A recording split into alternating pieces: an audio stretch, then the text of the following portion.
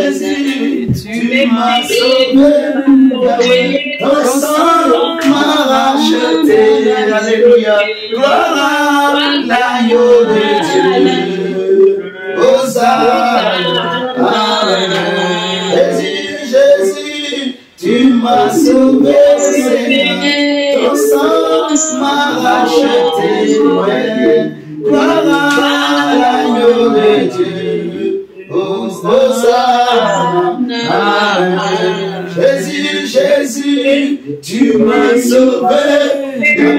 Ton sang m'a racheté. Gloire à l'agneau de Dieu. Hosanna. Amen, amen, amen, amen.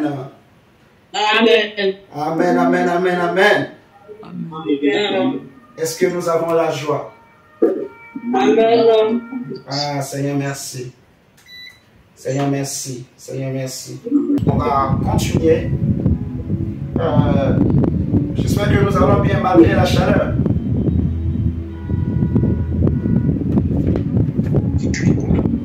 Je vois mon diacre qui n'arrive plus à bouger là. Hein? Mon diacre, il est là.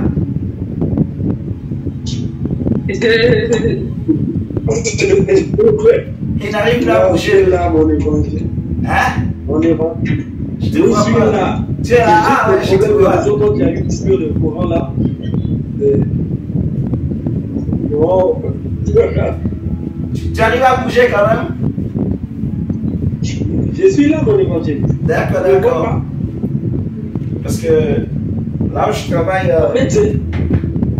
quand il fait très chaud, des fois les gens ils sont seulement devant l'écran, ils regardent seulement, ils ne peuvent rien faire. Tellement que les gens ont chaud, c'est comme si ça hypnotise. Ça affaiblit beaucoup de gens. En fait, les gens n'ont pas trop... ils ne savent pas quoi faire, quoi. Donc, ils ont tellement chaud. Même si tu fais rien, tu transpires. Mais toi, mon diable, tu arrives à bouger quand même. Oui, je bouge. Voilà, je taquine seulement. Ok. Est-ce qu'il y a des questions par rapport à ce qu'on a vu? Ah ouais, il y a la question de la secoum. Est-ce que la secoum, tu as eu le temps de lire le test que j'avais envoyé? Oui. Ok. Et qu'est-ce que tu as compris? Ou qu'est-ce que tu n'as pas compris dans l'explication que j'avais donnée? C'était clair. Ce que j'ai compris, c'est que, en gros, on parlait de... Ta vidéo est coupée. Ma vidéo est coupée. Ouais. Non, voilà. Je suis là. Ouais, là, c'est bon. Non, je disais que par rapport justement au casse du salut, c'est que de ce que j'ai compris par rapport à l'explication, c'est que en gros, l'ennemi, le diable, il utilisait beaucoup les pensées en fait. Tout ce qui est pensée pour nous attaquer. Après, il y avait aussi au niveau des oreilles en fait, de ce qu'on peut entendre en fait, de ce qu'on peut, de ce qu'on peut entendre ou des choses qu'on peut dire. Donc en fait, le moyen que l'ennemi utilisait le plus a mis, déjà je vais reprendre le casque du salut, ça protège la tête, donc les pensées, les yeux, les oreilles et la bouche. Et parmi en fait ces choses, l'ennemi en fait, il passait beaucoup par les pensées pour nous attaquer en fait et par les yeux. Au niveau de la vue, avec la séduction, pour qu'en fait on puisse tomber en fait, pour qu'il puisse nous avoir, où il va nous envoyer des flèches de telle sorte à atteindre nos pensées, pour que en fait il puisse nous saturer l'esprit en fait, il puisse nous saturer l'esprit. Donc du coup c'est pour ça que justement, en tant que chrétien, étant devenu enfant de Dieu, nos pensées sont purifiées en Christ, mais l'ennemi il attaque toujours. Donc de ce que j'ai compris, voilà pourquoi en fait on avait besoin du casque du salut pour justement se protéger en fait, comme les armes qu'on avait citées. C'est aussi une arme en fait qui va nous protéger en fait contre les attaques de l'ennemi. D'accord, d'accord. Donc c'est à peu près ça. Mais voilà, le Saint-Esprit vient de me donner encore quelque chose. Et je crois que ça va encore mieux aider à mieux comprendre. Dans Éphésiens chapitre 2, le verset 6, qu'est-ce qui est écrit?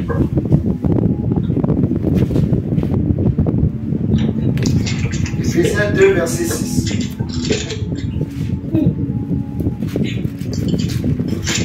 Verset 6 à 8. Verset 6 à 8. Surtout le verset 8. Verset 6 à 8. Ok. Éphésiens 2, verset 6 à 8, la parole de Dieu nous dit: il nous a ressuscités ensemble et nous a fait asseoir ensemble dans les lieux célestes en Jésus-Christ, afin de montrer dans les siècles à venir l'infinie richesse de sa grâce par sa bonté envers nous en Jésus-Christ. Car c'est par la grâce que vous êtes sauvés, par le moyen de la foi. Cela ne vient pas de vous, c'est le don de Dieu. Amen. Donc on dit c'est par grâce que vous êtes sauvés, mais par le moyen de quoi? De la foi. Par le moyen de la foi. Donc ici on nous parle du salut et on est en train de rattacher le salut à la foi. Vous êtes d'accord? On rattache le salut à la foi. Maintenant, Romains 10, verset 17 te dit quoi? Romains 10, 17 dit quoi? On dit que ton salut est fonction de ta foi. Ça veut dire que celui qui perd la foi, ou celui qui n'a pas la bonne foi, son salut est en danger. Est-ce que nous sommes, jusque-là, nous comprenons tous? Oui. Nous sommes sauvés par grâce au moyen de la foi, au travers de la foi, de la bonne foi. Par exemple, Paul, quand il écrivait aux Galates, il va leur dire que je suis surpris, je suis étonné de ce qu'on vous a prêché un autre Jésus. Autrement dit, on vous a communiqué une autre foi. Il dit, je suis étonné de ce qu'on vous a prêché un autre évangile. Tu vois, un autre Jésus ou un autre évangile, cela signifie que on vous a donné une autre foi différente de ce que je vous avais prêché, de ce que je vous avais communiqué. Tu vois? Et Éphésiens 4 nous dit qu'il y a une seule foi. Éphésiens 4 nous parle donc des 7 vérités spirituelles. Je crois que j'avais déjà enseigné sur ça. Les 7 vérités spirituelles.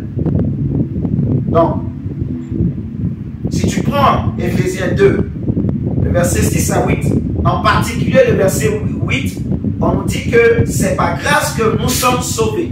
Donc, au moyen de la foi. C'est-à-dire que le salut est rattaché à la foi. Donc, ton salut est fonction de ce que tu as cru. Est-ce que tu as cru au vrai message, au vrai évangile, ou c'est un évangile édulcoré? Et dans Galates 1, chapitre 1, le verset 1 à 6, on voit l'apôtre Paul qui parle aux Éphésiens pour les mettre en garde. Tu vois? Que si jamais ils recevaient un autre évangile, autrement dit une autre foi, parce que Romains 10, 17 nous dit que la foi vient de quoi? De ce qu'on entend. Ça veut dire que ma foi est fonction de ce que j'entends, ce que j'ai entendu. Or, on entend avec quoi? Les oreilles. Avec les oreilles. Jésus dit toujours, souvent quand il finissait, il dit que celui qui a des oreilles entend ce que l'Esprit dit. Dans les lettres aux 7 églises, il disait que celui qui a des oreilles entend ce que l'Esprit dit aux églises. Vous voyez? Donc, on peut noter ces textes, Éphésiens 2, versets 6 à 8, Éphésiens 4, Éphésiens 4, versets 3 à 6, qui nous parle des 7 vérités spirituelles. En particulier, ça nous dit qu'il y a une seule foi, surtout au verset 5, Éphésiens 4, versets 3 à 6, nous parle des 7 vérités spirituelles. En particulier, ça nous précise qu'il n'y a pas deux foi. Donc, il n'y a pas deux évangiles. Il n'y a pas deux Jésus. Il y a un seul Jésus. Et Romains 10, 17 nous dit que la foi vient de ce qu'on entend. Vous voyez? C'est pour ça que ce que tu entends, c'est l'évangile. Et c'est ça. Soyons concentrés. Amen. Soyons vraiment concentrés. Donc, ce que tu entends est fonction, en fait, je dirais plutôt ta foi est fonction de ce que tu entends. Alléluia. Amen. Donc, ma foi est fonction de ce que j'entends. On est d'accord. Maintenant, le Seigneur disait, quand le Seigneur parlait aux disciples, ça m'a échappé ce texte que j'avais dans mon esprit là.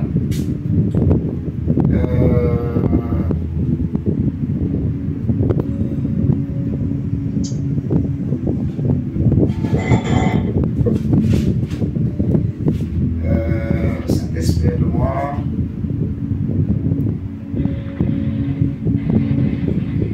Ok, on a pris quoi? Est-ce qu'on a pris Romains 10, 17? Ok, oui. Romains 10, 17. Donc, ça nous parle de, voilà, ça nous parle des oreilles, en fait. Parce que la foi vient de ce qu'on entend. Or, on entend avec les oreilles. On est d'accord? On entend avec les oreilles. Voilà. Et les apôtres, Jésus va dire aux apôtres, en fait, ce que vous avez vu et entendu, en fait, en secret, vous voyez, ce que vous avez vu et entendu en secret, donc dites-le en public. Vous voyez? Dites-le en public. Regardez Actes des Apôtres. Merci Saint-Esprit. Parce qu'il y avait quelque chose qui était dans mon esprit, mais ça m'avait échappé, mais c'est revenu. Regardez, on va prendre Actes des Apôtres. Actes des Apôtres.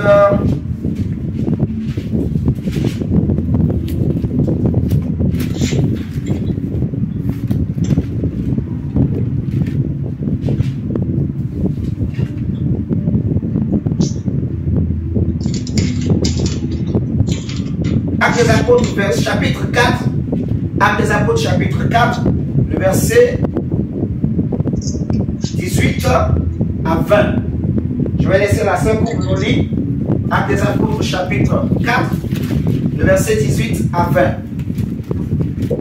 Je vais lire la parole au nom du Seigneur. Amen. La parole dit, et les ayant appelés, ils leur répondirent absolument de parler et d'enseigner au nom de Jésus.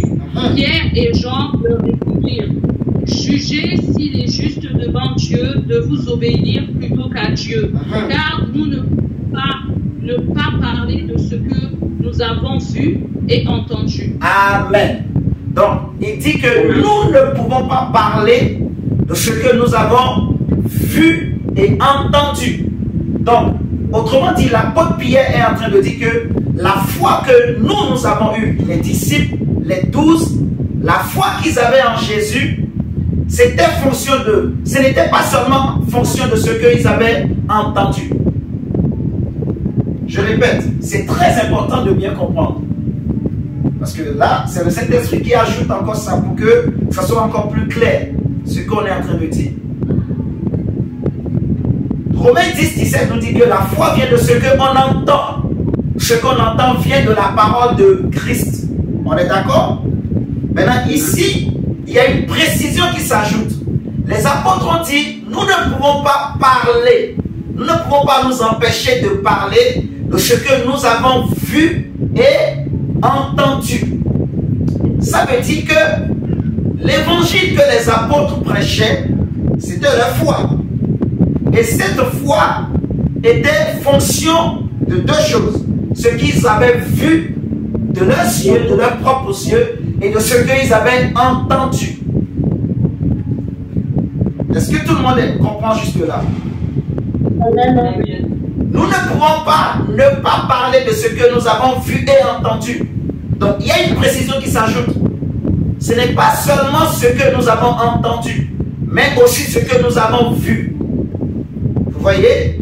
La foi qu'ils avaient en Jésus, les 12, la confiance qu'ils avaient en Jésus, la foi qui a fait que Pierre, devant ce paralytique, devant le temple, il n'a pas hésité, il lui a dit, je n'ai ni or ni argent, mais ce que j'ai, je te le donne. Au nom de Jésus-Christ, lève-toi et marche. Vous voyez?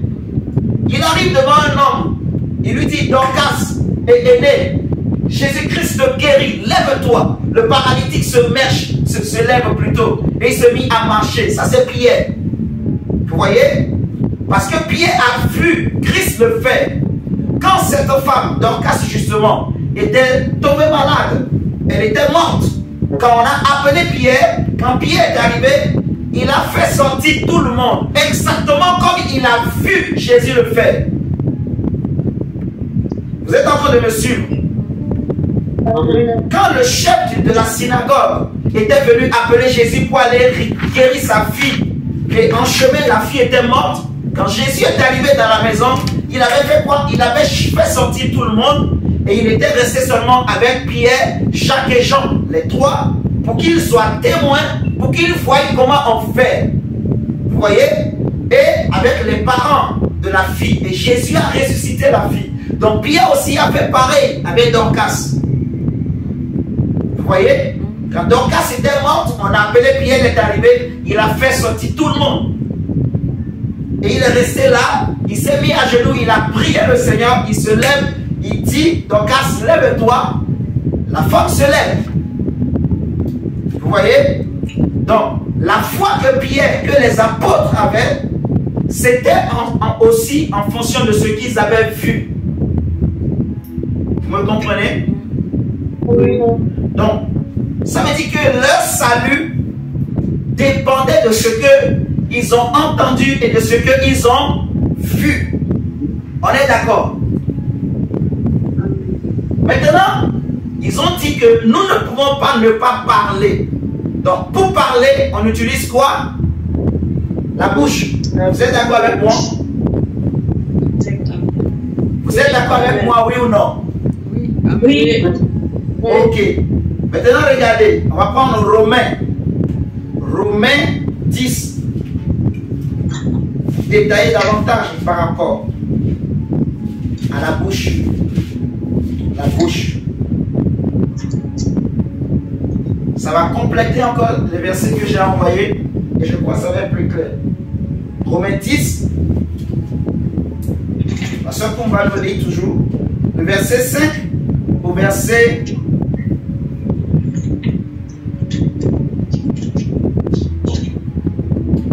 10. Et on va d'abord acclamons la parole du Seigneur. Acclame la parole de Dieu. Acclame la parole de Dieu. Acclame la parole de Dieu. Acclame. Maintenant, merci Saint-Esprit. Prenons Romains 10, versets 5 à 10. La parole de Dieu nous dit dans Romains 10, versets 5 à 10. En effet, Moïse définit ainsi la justice qui vient de la loi. L'homme qui mettra quelque chose en pratique vivra par elle. Amen. Mais voici comment parle la justice qui vient de la loi. Ne dis pas en ton cœur qui montera au ciel, c'est en faire descendre Christ. Ou qui descendra dans l'abîme, c'est faire remonter Christ d'entre les morts. Qui dit-elle? Que dit-elle donc? La parole est près de toi, dans ta bouche et dans ton cœur. Or, c'est la parole de la foi que nous prêchons. Si tu confesses de ta bouche le Seigneur Jésus-Christ et si tu crois dans ton cœur que Dieu l'a ressuscité des morts, tu seras sauvé. Car c'est en croyant du cœur qu'on parvient à la justice. Vas-y doucement. Relis le verset 9 et 10 doucement. Si tu confesses de ta bouche le Seigneur Jésus, si tu confesses, si tu crois, si tu fais quoi? Si tu confesses, avec quoi? La bouche. Avec ta bouche. On est d'accord? Oui. Et ensuite? Continue, continue. Et si tu crois dans ton cœur Continue. que Dieu l'a ressuscité des morts, tu seras sauvé. Tu seras Car sauvé. Maintenant, lis le verset 10. Car c'est en croyant du cœur qu'on parvient à la justice. Et c'est en confessant de la bouche qu'on parvient au salut selon ce que dit C'est bon, l'Écriture. juste le verset 10, on s'arrête au verset 10. C'est en confessant de la bouche qu'on parvient au... Je te laisse compléter. Qu'on parvient à quoi? Au salut. C'est en confessant de la bouche qu'on parvient au... Salut. Ça veut dire que Salut. la foi que les apôtres avaient reçue. Donc vous voyez, en fait, chacun d'eux avait reçu une portion de révélation, en fait. Tu vois? C'est-à-dire que la foi, jusque-là, on a compris que la foi qu'ils avaient en Jésus, les 12, la foi qu'ils avaient en Jésus, c'était en fonction de ce qu'ils avaient vu et entendu. Vous voyez? Maintenant ici, l'apôtre Paul nous ajoute que le salut, la foi aussi dépend de ce que tu confesses. Amen. Vous voyez? Ce que tu confesses. Amen. C'est pour ça, les versets que j'ai envoyés dans la semaine, Jésus disait que les hommes seront jugés sur la base des paroles qu'ils ont prononcées de leur bouche. Vous voyez? Donc on comprend là que la foi, elle dépend de ce que j'ai vu, de ce que j'ai entendu et de ce que je confesse de ma bouche. Tu vois? Oui. Et donc, en quoi maintenant on va dire que quand on parle du casque du salut, parce que si on comprend ce que toutes ces explications, ça veut dire que le salut dépend de ce que j'entends, de ce que je vois et de ce que je confesse. Mon salut dépend de ça. C'est écrit, ce n'est pas que j'ai donné une révélation, c'est écrit. En confessant, on parvient. Donc, le salut est accordé, mais pour parvenir, pour arriver à la fin, pour achever la course, pour saisir le prix de la vocation céleste, pour saisir le salut que Dieu t'a donné, c'est aussi fonction de ce que tu as l'habitude de confesser. C'est-à-dire comment tu utilises ta langue, comment tu utilises ta bouche. Vous voyez? C'est pour ça que quand on parle du casque du salut, en fait, ça concerne les yeux, les oreilles et aussi la langue. Parce que quand on parle de la bouche, en fait, on veut parler de la langue. Vous voyez? On veut parler de la langue, de ce que je dis de ma bouche, les choses que je confesse moi-même. Ce que je confesse. Si je dis que je crois en Jésus, mais je confesse des paroles contraires à ce que la Bible dit, je n'ai pas la foi. Vous êtes en train de me comprendre? Dans les versets que j'ai envoyés, en plus de ce que j'avais dit, Jésus le dit clairement, les hommes seront jugés sur la base de tout ce qu'ils auront prononcé. Car tu seras justifié par tes paroles et tu seras aussi condamné par tes paroles. C'est écrit. Donc, maintenant, c'est pour ça qu'on dit en fait que les portes de l'âme et de l'esprit, parce que on sait que l'homme est formé de 3 parties. L'homme est tridimensionnel. On a l'esprit, l'âme et le corps. Le corps, c'est la partie physique que nous voyons.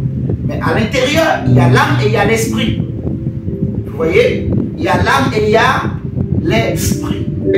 Donc, l'âme est au milieu entre le corps et l'esprit. Vous voyez? Et quand je dis souvent que l'esprit est dans l'âme, ça ne veut pas dire que, en fait, que l'âme est comme un gobelet et on met l'esprit dedans. C'est pas ça. Ça veut dire simplement que, en fait, que l'âme enveloppe, Vous voyez? Avant de toucher l'esprit, il faut passer par l'âme. C'est à peu près ça. Pour bien comprendre, prenez l'image du temple ou du tabernacle de Dieu. Il y a le parvis, il y a le lieu saint et il y a le lieu très saint. Vous voyez? Pour entrer dans le lieu très saint, il faut d'abord passer par le lieu saint. Quand je quitte le parvis et je veux aller dans le lieu très saint, je suis obligé de passer par le lieu saint. Vous voyez? C'est ce que je veux dire quand je dis que l'âme enveloppe l'esprit. En fait, que l'esprit est dans l'âme. C'est-à-dire que l'âme enveloppe. Tu vois? Tu es obligé de passer par l'âme pour entrer dans l'esprit. Maintenant, quand on parle du cœur de l'homme, on parle des choses intérieures à l'homme, on parle de l'âme et de l'esprit. Les yeux, les oreilles et la bouche, Jésus déjà disait que, en fait, l'homme bon dit de bonnes choses du bon trésor de son cœur. On ne donne que ce qu'on a. Vous voyez? Donc, la bouche, la bouche, en fait, manifeste ce qui est en moi. Vous voyez? La bouche manifeste ce qui est en... La bouche ne fait que sortir ce qui est en moi. Maintenant, mes yeux et mes oreilles sont des portes pour mon esprit.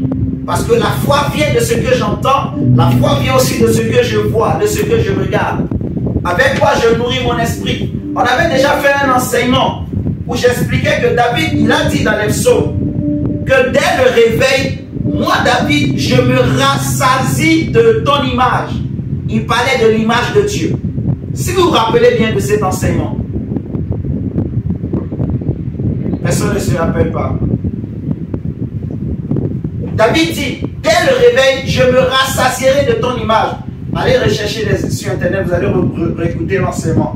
C'est vraiment très important de bien comprendre. Donc, c'est par rapport à ce que je regarde. Vous voyez, j'expliquais que aujourd'hui, par exemple, aujourd'hui, regarde sur Internet. Il y a des gens qui s'élèvent, elle s'appelle youtubeuse, elle s'appelle youtubeur, elle s'appelle je ne sais pas quoi, des stars. Vous voyez, il y a des femmes aujourd'hui, quand elles se lèvent, elles, ce qu'elles veulent chercher à savoir, c'est qu'est-ce que Beyoncé a porté. Quel est le vêtement qui est à la mode? Vous vous rappelez pas de ça? Où j'ai parlé même de la femme de Obama. Tout ça, les gens vont chercher à savoir qu'est-ce que la femme de Obama avait apporté. Beaucoup de gens, quand ils se lèvent, beaucoup de femmes, c'est ça leur vie, quoi. Elles se lèvent, ah, c'est quoi les nouvelles? Elle va directement sur Internet, elle cherche, elle regarde. Quand elle veut, elle a l'argent, elle veut acheter une robe, elle regarde c'est quoi les nouveautés pour l'été. Bientôt l'été, bon, l'été est en train de finir maintenant. Donc bientôt l'hiver va commencer. C'est quoi les vêtements d'hiver qui vont sortir? Donc ils vont chercher, allez, Donc leurs yeux sont sur ça. Eux, ils nourrissent leurs yeux avec la mode. Vous voyez? Il y en a d'autres, ça va être le football. Quand ils voient le ballon rond, franchement, il devient comme un enfant. Un père de famille, peut-être 40 ans, 60 ans, 50 ans, 100 ans.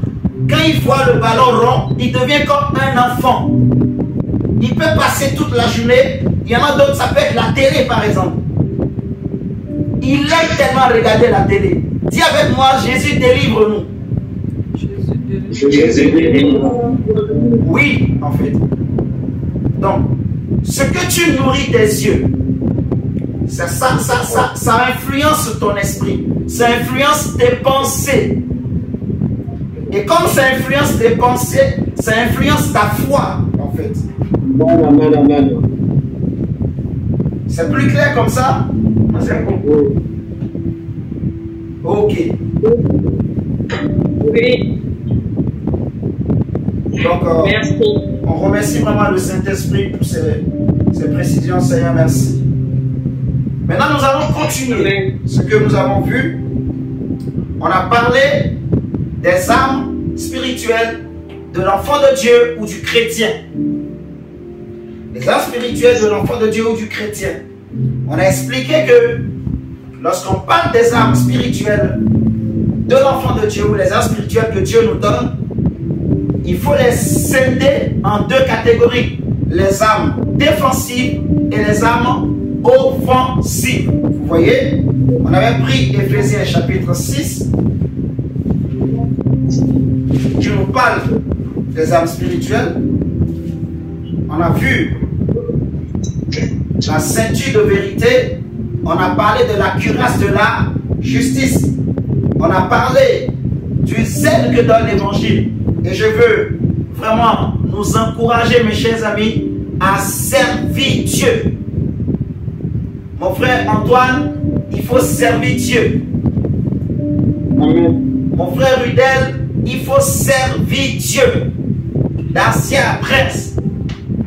Hein? Gabriela, il faut servir Dieu. Dylan, il faut servir Dieu.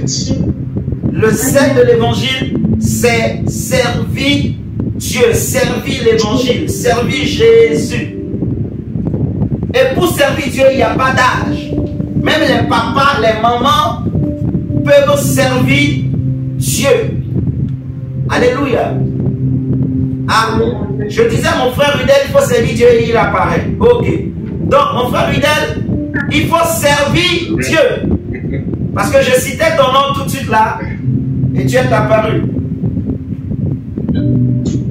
Amen. Amen. Il faut servir Dieu. Pour servir Dieu, il n'y a pas d'âge. Maman Clarisse, il faut servir Dieu. Dieu. Amen. Amen. Il n'y a pas d'âge. Je sais qu'on sait déjà le Seigneur. Mais vraiment, je veux réveiller ce zèle-là, vous voyez, ce plaisir, ce souci-là de servir Dieu. Il faut chercher à servir Dieu. Parce que si on a bien compris, c'est une protection pour nous. Il est écrit, vous me servirez et moi, l'Éternel, vous voyez, j'éloignerai de vous, je vous bénirai et j'éloignerai de vous. Amen. Vous voyez? Regardez, donc dans le verset, comme tu connais. Exode 25, 23. Lis-nous ça, Exode 25, 23. Exode 25, 23, regardons. Exode 25, 23. Mes frères et sœurs, que personne ne vous trompe, que personne ne vous séduise. Mon diable, il faut servir sérieusement Jésus. Ne laisse pas ton corps, ne laisse pas les ennemis, ne laisse pas. Non. Là, quand on parle de servir Dieu, si tu peux servir Dieu avec ta femme, servez Dieu ensemble. Vous voyez? Si tu peux servir Dieu avec les enfants et la femme et le mari, faites-le ensemble. Si le mari ne veut pas servir Dieu, laisse-le. Toi, sers Dieu. Si la femme ne veut pas servir Dieu, laisse-la. Toi, sers Dieu. C'est très sérieux, mes chers amis. J'insiste, nous sommes passés dans une autre dimension là. Vraiment, le Seigneur, vraiment, il va commencer de nouvelles choses avec nous. Donc, il veut maintenant qu'on ne commence pas à grandir. Vous voyez? Il faut qu'on serve Dieu. Dis avec moi, Alléluia. Alléluia. Amen. Alléluia. Si tu es d'accord, crie Alléluia. Alléluia. Je n'ai pas entendu tous les Alléluia. Je vais compter. Dis Alléluia. Alléluia. Alléluia. Non, il y a des gens que je n'ai pas entendu. Alléluia. Alléluia. Alléluia. Ah, ok. Il y en a encore d'autres que je n'ai pas entendu. Crions Alléluia. Alléluia. Alléluia. Amen. Ok. Donc, lis-nous. Exode 25. Exode 23, 25. Exode 23, verset 25. Il est écrit quoi? Vous servirez l'Éternel votre Dieu, et il bénira votre pain. Il bénira votre Pain. parce que vous le servez. Ouais. Et vos eaux. Et vos eaux. Et j'éloignerai la maladie du milieu de toi. Et j'éloignerai. Amen. Vous voyez? j'éloignerai la maladie du milieu de toi. J'éloignerai la maladie de vous, loin de vous. Amen. Vous voyez? Il bénira votre pain, il bénira vos os. C'est-à-dire, il bénira le travail de vos mains. Il bénira vos projets. Il bénira vos activités. Amen, amen. Vous voyez? Amen. Parce que vous le servez. Il y a des fois, les hommes, ils préfèrent négliger l'œuvre de Dieu et ils courent derrière le travail. Non. La vraie bénédiction, quand tu sers Dieu, tu mets Dieu en première place. Et après le travail, Dieu va toujours s'assurer que même si c'est un petit travail, mais ça va te rapporter gros. Alléluia. Il va te donner un bon travail, une bonne situation. Amen. Il te met quelque part où tu es bien. Amen. On te donnera de bonnes conditions. Amen. On te donnera des programmes qui t'arrangent pour que tu sers ton Dieu. Amen. Mais il faut que toi tu décides en fait. Tu dises désormais, moi je choisis. Quand l'heure de servir mon Dieu arrive, je ne veux pas sacrifier ça pour le travail ou pour quoi que ce soit. Je refuse cela au nom de Jésus. Dis avec moi, je refuse cela au nom de Jésus. Je refuse cela au nom de Jésus. Oui. Le temps de servir Dieu, c'est le temps de servir ton Dieu. Amen. Mes chers amis, en fait, comme on vient de lire, on ne prêche que ce qu'on a vu et entendu. C'est des choses que j'ai vécues avec le Seigneur. Amen. Pendant des années, combien de fois j'ai couru derrière le travail? Courir, hey, travail, hey, argent, money, papier. J'ai couru. Hey. Mais quand Dieu m'a enseigné, j'ai compris. J'ai mis tout ça de côté. Et j'ai pris la décision. En fait, et le diable est tellement mauvais. Comme il sait que tu as un besoin, il va te proposer. Et il s'arrangera pour que les heures de prière là, il te met un boulot là, on te donne, tu as 3000 €. Maintenant, refuse.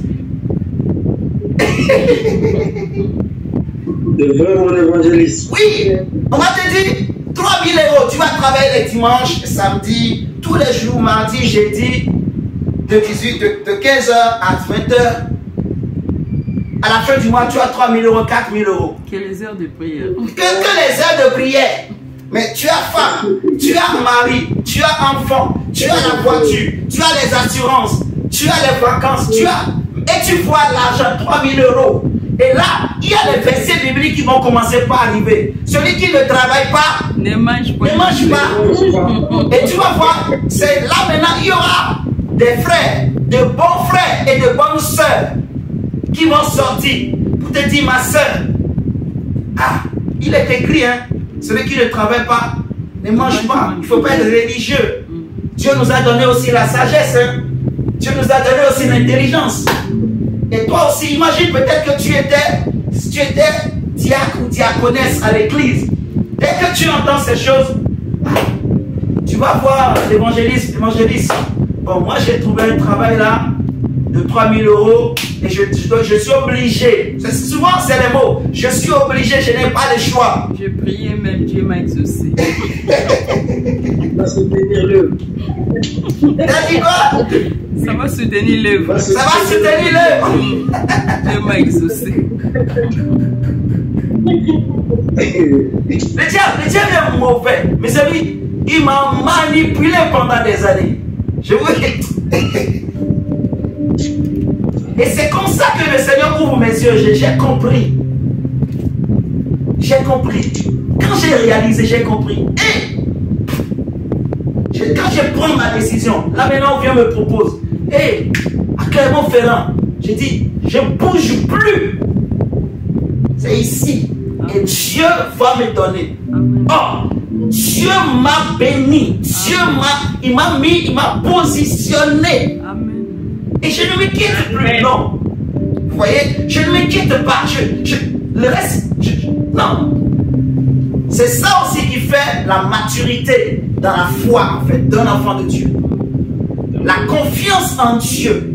Je mets Dieu en priorité. Je mets Dieu en premier. Je mets l'œuvre de Dieu, servir Dieu d'abord.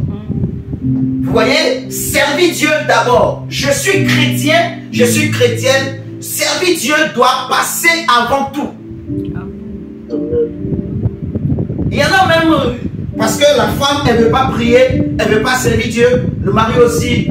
Ah, évangéliste, je suis désolé, ma femme, elle ne veut pas venir à l'église. Ah, je veux la paix dans mon mariage.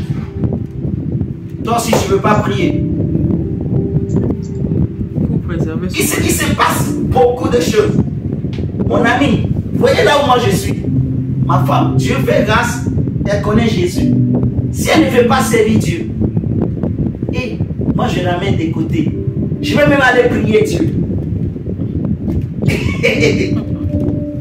Je vais aller prier Dieu contre elle. Je vous dis la vérité. Si elle ne veut pas servir le Seigneur, je vais commencer par, je ne vais pas dire je vais l'accuser devant Dieu, mais je vais, si elle m'empêche de servir Dieu, quand je prie, je dis toujours à Dieu, Seigneur, Seigneur, Seigneur, Seigneur, Seigneur.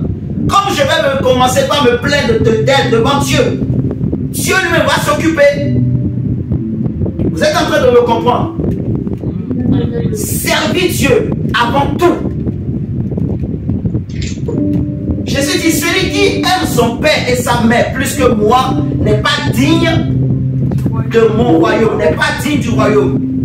Celui qui met la main à la charrue et regarde en arrière n'est pas digne. Vous voyez? Bon, c'est juste pour réveiller un peu notre amour pour servir Dieu. Amen.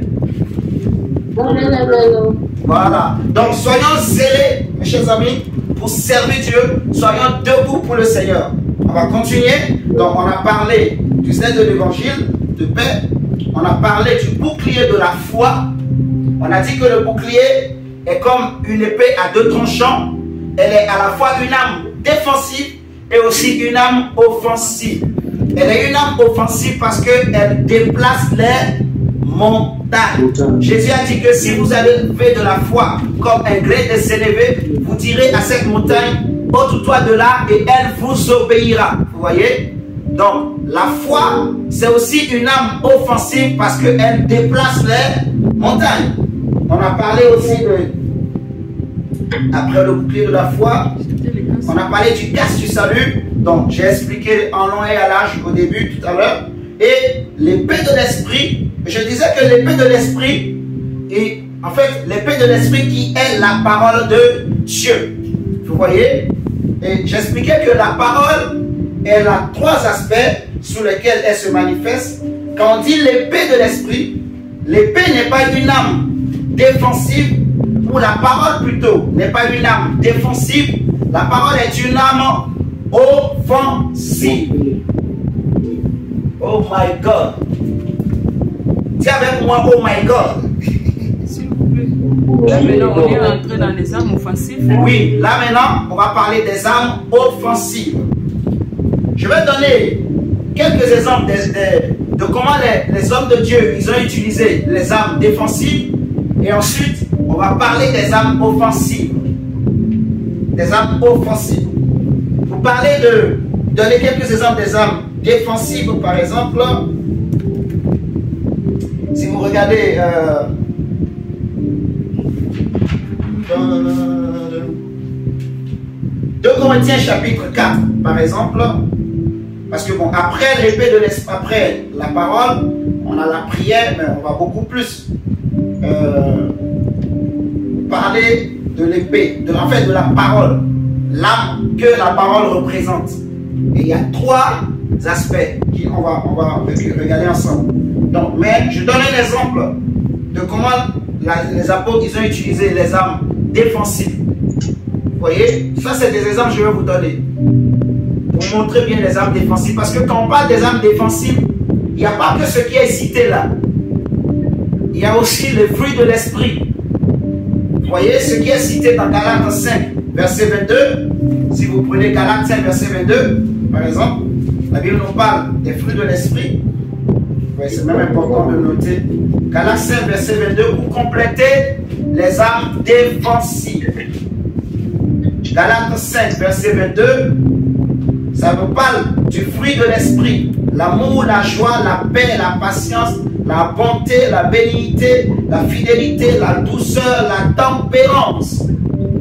Ce sont des âmes défensives. Vous voyez, ça nous protège. Ça nous permet de protéger notre position en Christ. Vous voyez, Jésus dit que soyez comme votre Père qui est dans les cieux. Soyez comme votre Père. Donc pour être comme Dieu, il faut avoir le fruit de l'esprit. Vous voyez? Et on peut prendre aussi 2 Pierre. 2 Pierre, ce que j'ai noté. 2 Pierre, chapitre 1. 2 Corinthiens 4. 2 Corinthiens 4. Non, avant de prendre 2 Corinthiens 4, là je nous donne des compléments sur les âmes défensives. Ça c'est des compléments. Galates 5, 22, c'est toujours pour les âmes défensives. Ça nous donne encore d'autres exemples d'âmes défensives qu'on n'a pas cité dans Éphésiens 6. Ensuite, on va prendre 2 Pierre 1. C'est toujours des compléments sur les âmes défensives. Enfin, sur des âmes quoi. 2 Pierre chapitre 1. 2 Pierre 1. Le verset 5 à 7. Verset 5 même à 11. 2 Pierre chapitre 1, verset 5 à 11. Je vais juste lire le verset 5 à 7, mais vous allez lire chez vous le verset 5 à 11. Et c'est très important. C'est aussi des armes défensives. Vous voyez, on nous dit, sauf la foi, hein, qui est à la fois défensive et offensive. On nous dit, à cause de cela même, faites tous vos efforts pour joindre à votre foi à la vertu la science, à la science la tempérance, à la tempérance la patience la piété, à la piété l'amour fraternel, à l'amour fraternel la charité. Vous voyez? Donc, car si ces choses sont en vous et ils sont avec abondance, elles ne vous laisseront point oisifs, ainsi de suite. À la fin, verset 11, on nous dit, c'est ainsi en effet que l'entrée dans le royaume éternel de notre Seigneur et Sauveur Jésus-Christ vous sera pleinement accordée. Vous voyez? Donc, c'est aussi des armes défensives. Sauf la foi qui est à la fois défensive et offensive. Et pour donner des exemples où les apôtres ont utilisé ces armes, surtout l'apôtre Paul, on va noter 2 Corinthiens 4, on ne va pas le lire, mais vous pouvez noter. Exemple type d'utilisation des armes défensives, vous notez comme ça. Exemple type. Ou type d'exemple, quelques exemples, voilà, quelques exemples d'utilisation des armes défensives.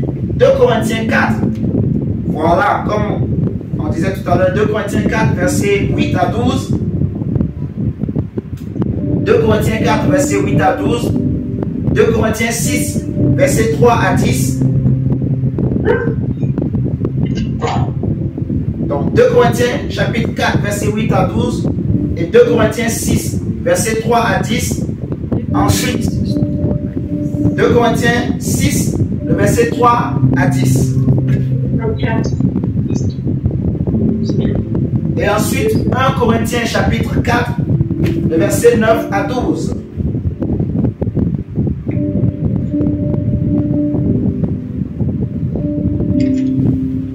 « 1 Corinthiens 4, verset 9 à 13, pardon.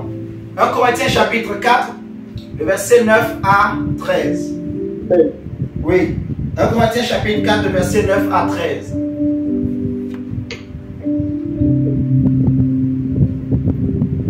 Maintenant, nous allons parler des armes offensives. Si vous vous rappelez, on a expliqué l'utilité des armes défensives. On a dit que les armes défensives nous permettent de défendre notre position. Est-ce que tout le monde est là? Tout le monde a fini de noter? Oui. Ok. Donc,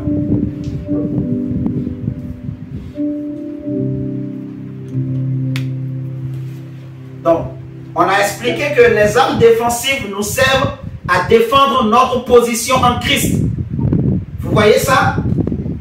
Eh bien, les armes offensives, au contraire, nous aident à conquérir de nouveaux territoires, à conquérir de nouvelles positions, à gagner de nouvelles positions. Alléluia.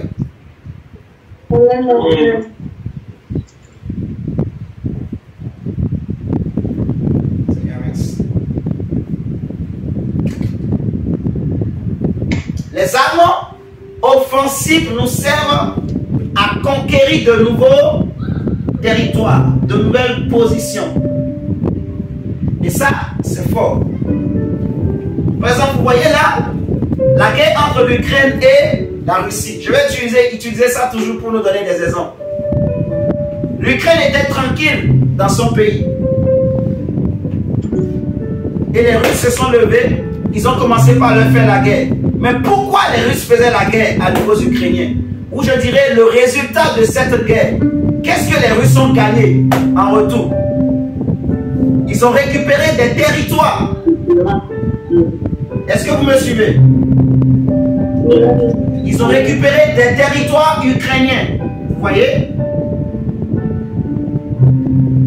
En fait, dans le monde spirituel, j'ai expliqué que ce qui est important, c'est la position et non les postes.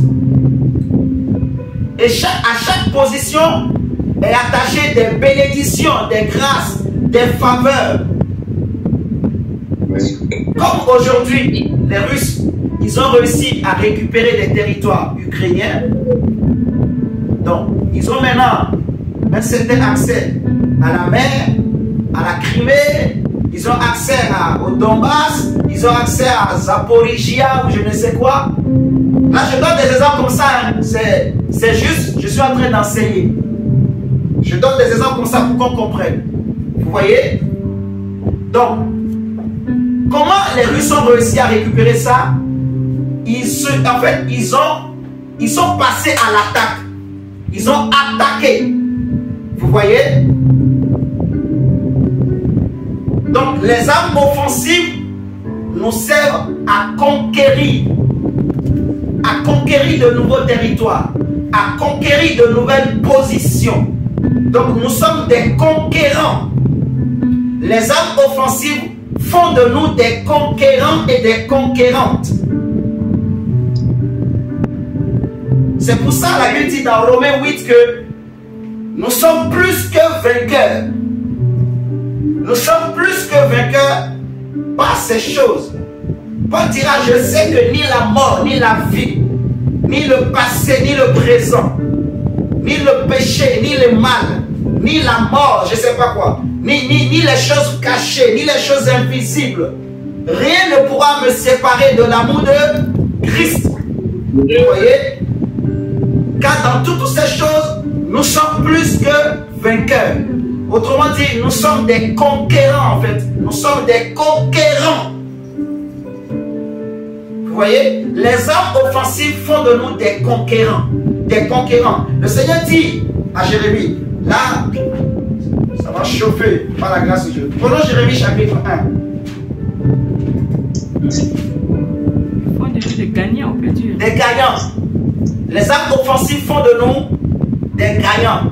Mais pour bien comprendre, il faut plutôt noter des conquérants. Des conquérants, c'est que tu vas en guerre, tu vas conquérir de nouveaux territoires. Les choses qu'on t'avait volées, tu vas les prendre, mais tu prends au-delà même de ce qu'on t'avait volé. Tu vas dans le camp de l'ennemi, tu récupères des choses.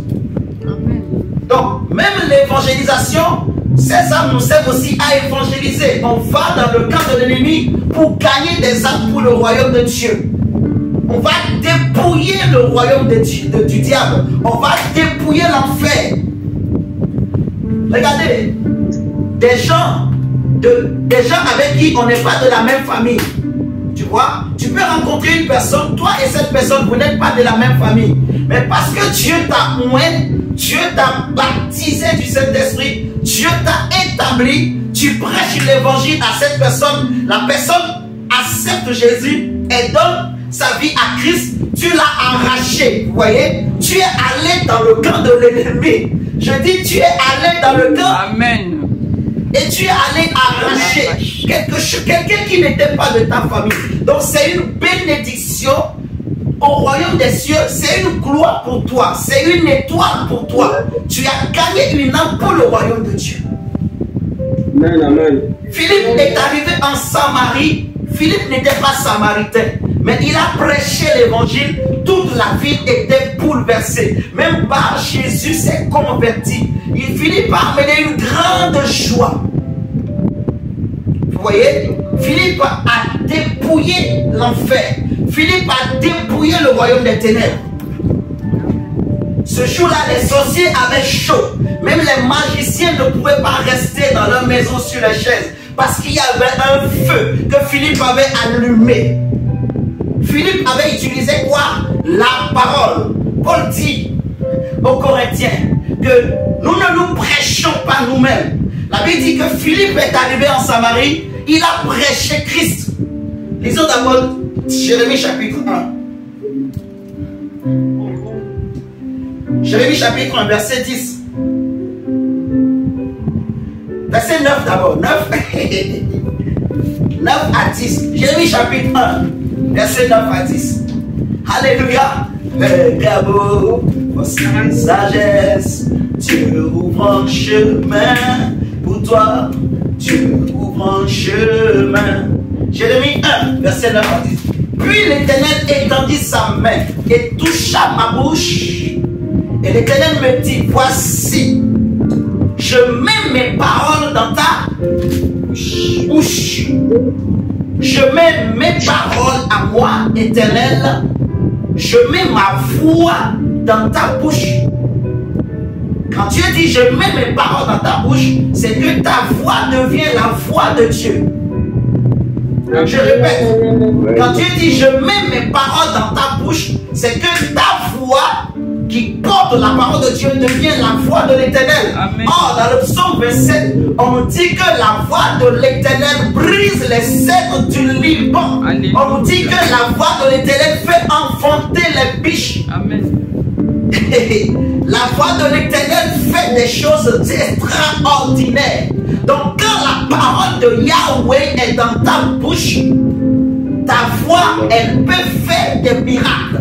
Elle peut déplacer des montagnes. Elle peut arracher des choses dans le camp du diable. Tu vas avec la parole. David dit, tu viens contre moi avec ta lance et ton javelot. Mais moi, je me lève contre toi au nom de Yahweh. Donc, la parole de Dieu, c'est une arme défensive et elle se manifeste sous trois aspects. Regardons d'abord ce que Dieu dit à Jérémie. Il dit, je mets mes paroles dans ta bouche. Verset 10. Regarde, Jérémie. Parce que j'ai mis mes paroles dans ta bouche. Dieu lui dit, je t'établis aujourd'hui où? Sur les nations. Sur les nations et sur les royaumes. Je t'établis là où tu es, ma soeur, mon frère. Amen. Dieu te dit, moi je t'établis sur les nations et sur les royaumes. Amen. Pour que tu fasses quoi? Est-ce que nous sommes là? Amen. Il dit, je t'établis pour que tu fasses quoi? Arracher. C'est avec les armes offensives. Pour que tu arraches, my God, et que tu abattes. Pour que tu ruines et que tu détruises. Oh my God.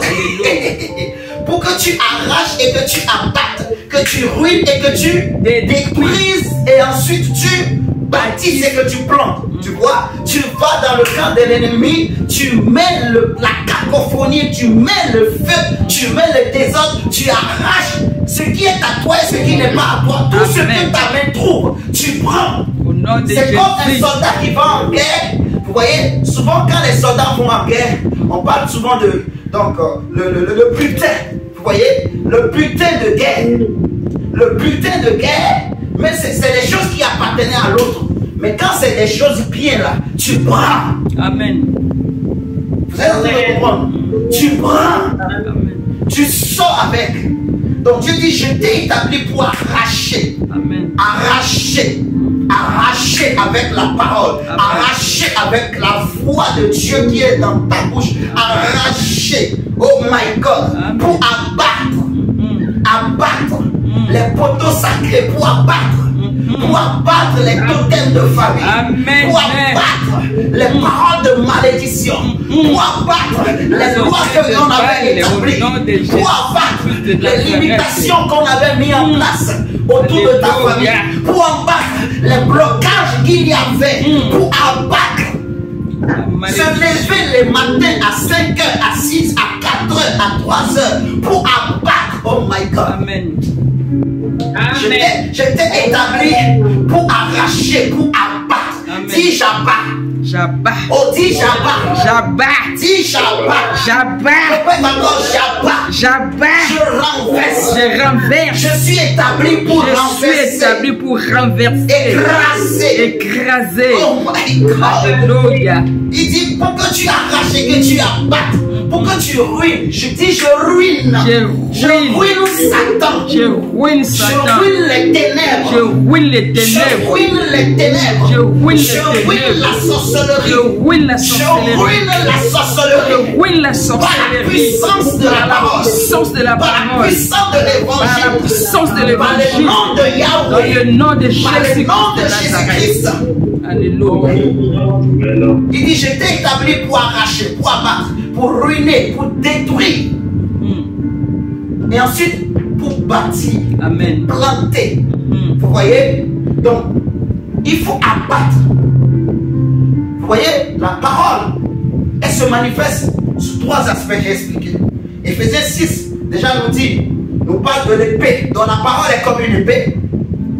Quand on parle de l'épée, l'épée, ce n'est pas une arme pour se défendre. L'épée, c'est pour attaquer.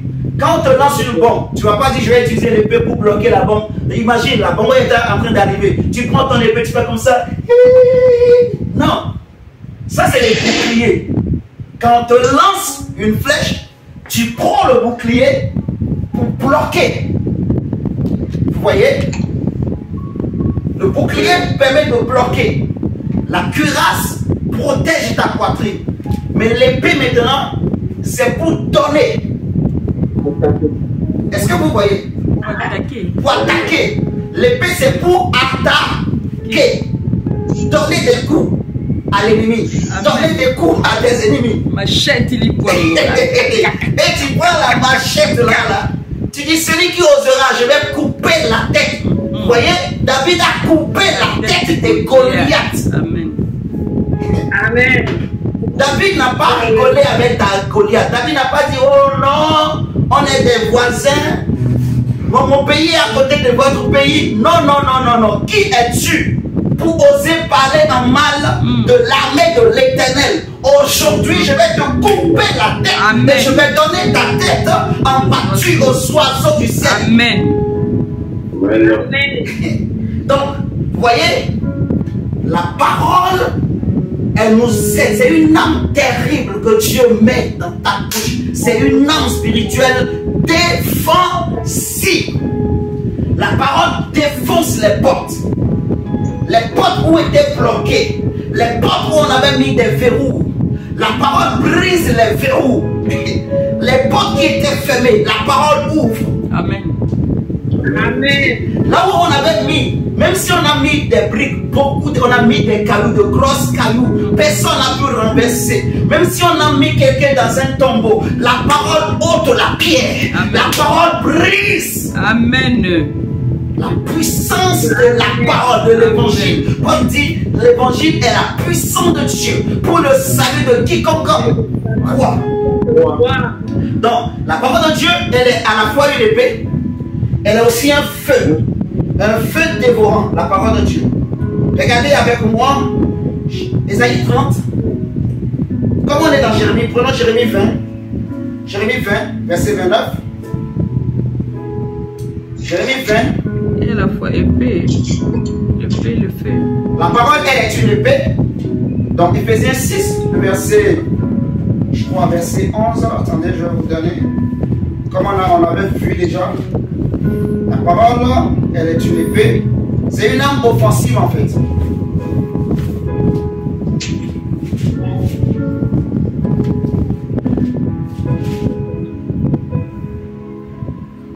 Éphésiens 6, verset 17. Éphésiens 6, verset 17 nous dit que la parole est une épée. Amen. Amen. Amen. Maintenant, Jérémie chapitre 20, le verset 9. Jérémie dit que si je dis je ne ferai plus mention de toi, je ne parlerai plus en ton nom, il y a dans mon corps, dans mon cœur comme un feu qui est renfermé dans mes os. Je m'efforce de le contenir et je ne le puis. Vous voyez, il est en train de parler de la parole de Dieu qui est en lui, qui est comme un feu dévorant. Vous voyez, Jérémie est en train de dire que la parole de Dieu en lui est comme un feu dévorant. Amen. Amen. Amen. Un feu dévorant. Donc la parole de Dieu, elle est à la fois une épée. Éphésiens 6, 17, elle est un feu dévorant. Jérémie 20, verset 9. Si vous prenez aussi Ésaïe 30, verset 27. Ésaïe 30, verset 27. Ésaïe 30, verset 27.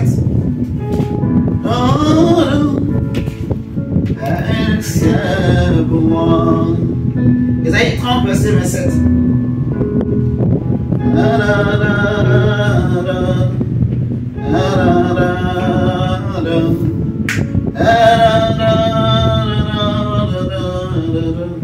Ésaïe 30, verset 27. Voici le nom de l'Éternel vient de loin. Sa colère est ardente. C'est un violent incendie. Ses lèvres sont pleines de fureur et sa langue est comme un feu dévorant. Sa langue est comme un feu dévorant. Donc une langue qui porte la parole de Dieu est comme un feu dévorant qui dévore. Quand tu te mets à proclamer la parole de Dieu contre tes ennemis, tu es en train de libérer le feu. C'est du feu qui sort de ta bouche. Vous êtes en train de me comprendre?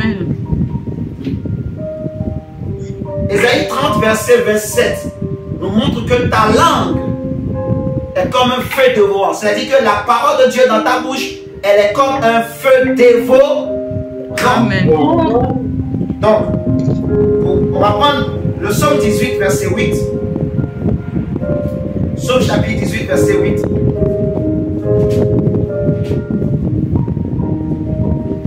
Oh, Saint-Esprit. Psaume 18, verset 8. Le Seigneur qui bénit, tu envoies ta parole.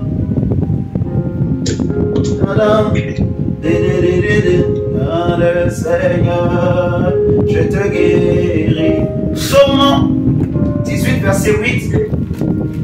Il est écrit: la terre fut ébranlée et trembla, les fondements des montagnes frémit. Il fut ébranlé parce qu'il était irrité. Verset 9. Il s'élevait de la fumée dans ses narines et un feu dévorant sortait où? De sa bouche. De sa bouche. Il en jaillissait des charbons embrasés. Alléluia. Donc, on comprend que la parole de Dieu, elle est à la fois une épée tranchante, une grande épée, mais elle a aussi un feu dévorant. Elle fait de ta bouche un feu. Elle fait de ta langue aussi un feu. Quand tu ouvres ta bouche pour prononcer la parole de Dieu, quand tu vas en guerre contre les ennemis, contre la sorcellerie avec la parole de Dieu, on a vu dans Romains 10 qu'il faut confesser de sa bouche. Quand tu commences à confesser la parole de Dieu contre les plans et les projets de l'ennemi, quand tu vas attaquer l'ennemi avec la parole de Dieu, l'ennemi est paniqué. Et ce qui sort de ta bouche, c'est un feu. Alléluia. Ta bouche et ta langue sont transformées en feu. Alléluia. Oh my God. Ensuite, la parole de Dieu, c'est un marteau. Vous voyez? C'est une épée, c'est un feu dévorant, c'est aussi un marteau. Deuxième forme. Troisième forme. Ouais. La parole de Dieu, la première forme, quand on utilise la parole de Dieu comme arme offensive, on peut l'utiliser comme une épée. Éphésiens 6, 17. On peut l'utiliser aussi comme feu dévorant. Ça, on a pris Jérémie 20, verset 9, Ésaïe 30, verset 27, le psaume 18, verset 8 à 9. qui explique que la parole de Dieu, elle prend aussi la forme de feu dévorant. Et donc, elle fait de notre bouche et de notre langue des feux dévorants. Vous voyez? Là, c'est dit. Ça, c'est la deuxième forme de la parole, que la parole prend en tant qu'arme défensive. Et la troisième forme que la parole prend en tant qu'arme défensive, offensive plutôt, en tant qu'arme offensive, la troisième forme, elle est comme un marteau. Et tu sais ce que le marteau fait? Le marteau brise pour casser les cailloux. Parce que tu ne vas pas casser un caillou avec une épée. Qui me comprend ce soir? Amen. Amen. Quand tu as un gros caillou devant toi là, une porte qui est fermée depuis des éternités, des générations, peut-être que dans une famille, personne ne se marie dans la famille depuis 4 générations, 5 générations, 6 générations. Mais toi, tu viens avec la parole de Dieu en tant que marteau. Tu dis aujourd'hui, je vais briser cette loi, cet interdit-là. Je brise ça avec la parole de Dieu. Je prends la forme du marteau. Amen. Vous me comprenez? Amen. Tu brises la loi. Tu brises l'interdit des sorciers. Amen. On va dire, qui a brisé cette loi? Comme les gens ont posé la question. On va dire, c'est Jérubbal qui a renversé. Hey! C'est Jérubbal. Donc on va dire, celui d'entre vous qui osera attaquer Jérubbal, il va mourir avant que le soleil ne se couche. Amen. Il va mourir. Parce que Dieu dit à Jérémie, c'est moi j'ai été établi, va avec ma parole. Est-ce que vous êtes en train de comprendre le mystère? Quand tu attaques avec la parole de Dieu, c'est que tu y vas avec un mandat. Donc Dieu lui-même est derrière toi, il est content. Parce qu'on l'appelle l'Éternel des armées. Il a dit, je t'ai établi, j'ai mis mes paroles dans ta bouche. Dans les psaumes, il est écrit, ouvre ta bouche, je la remplirai. Et il dit à Jérémie, je remplis ta bouche, je mets mes paroles dans ta bouche. Et ensuite, je t'ai établi. Il dit, je t'établis sur les nations et sur les peuples et sur ta famille et sur ton pays. Je t'établis. Amen. Donc, il faut maintenant confesser. Il faut parler. Amen. Vous comprenez? Donc, Jérémie 23, verset 29. Ça vous montre la forme du marteau de la parole. Jérémie 23.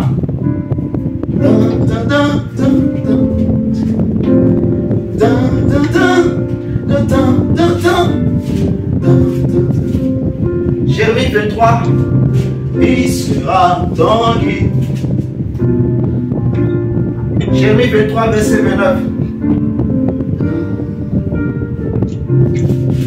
Jérémie 23, verset 29. Il a dit, ma parole n'est-elle pas comme un feu, dit l'Éternel. On a déjà vu la forme feu. Il dit, ma parole n'est-elle pas comme un feu, dit l'Éternel, et comme un marteau qui brise le roc. Alléluia.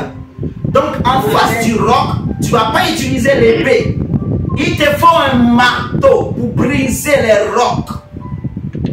Vous comprenez? Amen. Donc, quand les enfants d'Israël sont sortis de l'Égypte, quand ils sont sortis de l'Égypte, ce soir vous allez m'accorder 15 minutes s'il vous plaît.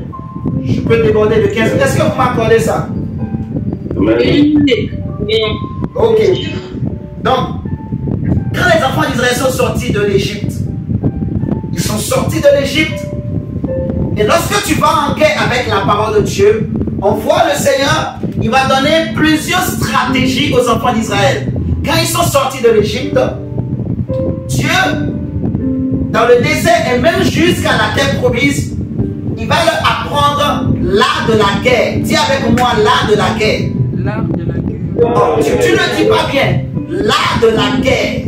L'art de la guerre. Mon frère, la guerre c'est tout un art. C'est tout un art. Il faut avoir des stratégies. C'est ceux qui ont de bonnes stratégies qui gagnent la guerre. Amen. Vous me comprenez? Amen. La Bible dit, la guerre En fait, la victoire ne dépend pas des chevaux. Non. Ce n'est pas les chevaux qui donnent la victoire. Non. Si tu as une bonne stratégie, tu peux avoir une petite ambition de tes ennemis. Un ennemi peut avoir 10 000 soldats, mais toi tu n'as que 1000 soldats. Comment vous pouvez m'expliquer? Gédéon va en guerre. Dieu lui dit, si tu prends tout ce peuple et que vous allez, les gens vont dire que non, c'est parce qu'on était nombreux qu'on a gagné. Il dit non. Va seulement avec 300 personnes. C'est la stratégie. Donc, avec 300 personnes, ils ont gagné près de 10 000 personnes. Vous voyez? Parce que Dieu avait donné la stratégie à Gédéon. Vous me suivez? Là maintenant, on va donner des exemples donc d'offensives que la Bible nous montre. Les offensives que les gens ont manifestées avec Dieu. En utilisant la parole. En utilisant la parole. Quand les enfants d'Israël sont sortis du désert, déjà regardez. Là j'ai pris l'exemple de Gédéon. Avec 300 personnes, ils ont détruit tous les Amalécites, les Philistins, tous ces peuples.